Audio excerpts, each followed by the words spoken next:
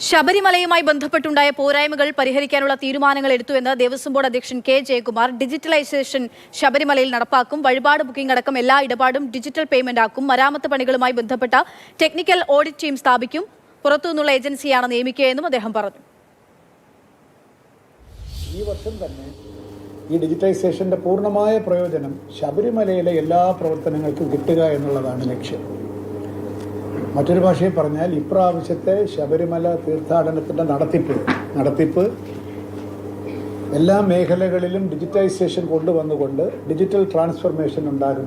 ശബരിമല തീർത്ഥാടനത്തിൻ്റെ കാര്യത്തിൽ in the matter of പേയ്മെൻറ്റിൻ്റെ കാര്യത്തിലായാലും വഴിപാട് ബുക്കിങ്ങിൻ്റെ കാര്യത്തിലായാലും റൂം ബുക്കിങ്ങിൻ്റെ കാര്യത്തിലായാലും സാലറിയുടെ കാര്യത്തിലായാലും ഒക്കെ തന്നെ പരമാവധി എന്ന് പറഞ്ഞാൽ 99% ഡിജിറ്റൽ പേയ്മെൻറ്റേ സ്വീകരിക്കുന്നുള്ളൂ. ഒറ്റപ്പെട്ട കേസുകൾ വന്ന് എന്തെങ്കിലും ചെയ്യണം, അതല്ലാതെ ടോട്ടലി ഡിജിറ്റൽ പേയ്മെൻറ്റിലേക്ക് പോവുകയാണ് ശബരിമല.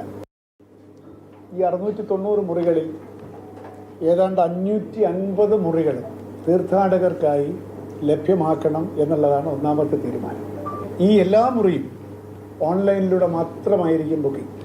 കഴിഞ്ഞ വർഷങ്ങളിലൊക്കെ ശബരിമല ഞങ്ങൾക്ക് ഏറ്റവും കൂടുതൽ അപകീർത്തി ഉണ്ടാക്കിയിട്ടുള്ളൊരു കാര്യം ഈ വാങ്ങിക്കുന്ന ഡെപ്പോസിറ്റ് തുക മടക്കി കൊടുക്കുന്നതിനകത്തുള്ള കാലതാമസം. നല്ലൊരു തുക ഡെപ്പോസിറ്റായിട്ട് വാങ്ങിക്കുകയും അത് സമയത്തിന് മടക്കി കൊടുക്കാതിരിക്കുകയും ചെയ്യുന്ന ഒരുപാട് ആരോപണങ്ങൾക്കും മനപ്രയാസത്തിനും കാരണമായിട്ടുണ്ട്. അതുകൊണ്ട് ഇപ്രാവശ്യം നമ്മൾ ബോർഡ് തീരുമാനിച്ചത് ഡെപ്പോസിറ്റ് വേണ്ട, പക്ഷേ 12 മണിക്കൂർ നേരത്തേക്ക് എടുക്കുന്ന മുറിയുടെ തുക അഡ്വാൻസ് ആയിട്ട് കൊടുക്കണം. വന്നില്ല എങ്കിൽ 5 ദിവസത്തിന് മുമ്പ് പറഞ്ഞാൽ വീൽ റീഫണ്ട് ദി എമൗണ്ട്. എന്തോ ഒരു ചെറിയ അത് നോക്കണം, എത്ര ഒരു 10% റീറ്റെയിൻ ചെയ്തിട്ട് ബാക്കി കൊടുക്കും. 5 ദിവസത്തിന് ശേഷമാണെങ്കിൽ കുറച്ചുകൂടെ larger amount will be lost. അങ്ങനെ ഒരു രീതിയിലേക്ക് പോവുകയാണ്. ഡെപ്പോസിറ്റ് ഇല്ല, പക്ഷേ 50 രൂപ നമ്മൾ സർവീസ് ചാർജായിട്ട് നോൺ റീഫണ്ടബിൾ സർവീസ് ചാർജായിട്ട് എടുക്കും.